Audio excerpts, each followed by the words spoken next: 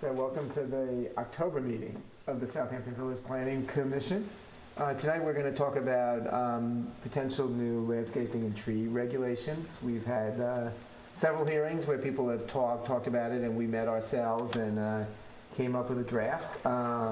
So maybe I'll go through it and then we can talk about it and see if we want to move it forward. So there was a committee formed of local residents who gave us some examples of regulations for landscaping and removal of trees from some other towns, Mudden Town, and I think Roslyn Heights. So we took that and tried to apply it to conditions in the village. And particularly given the workload of our building department, we thought it would be helpful to come up with something that maybe was a little more straightforward and easier to administer, since this is ultimately going to some extent fall on them. So I'm going to read through it and then we'll talk about it and whatever changes you want to make.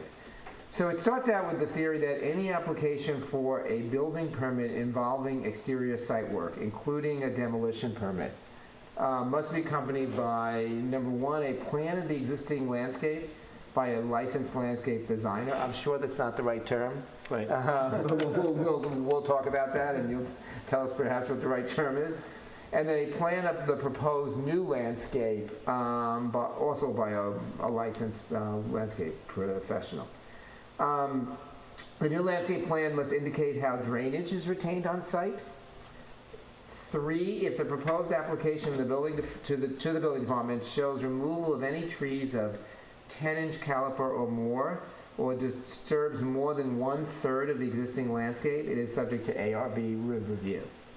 And so if you file a landscape plan and it doesn't show any trees of that size being removed, or not more than 1/3 of the landscape's disturb, it just is filed and is there, but you don't have to go through any further process. Again, trying to make it as simple, straightforward as possible.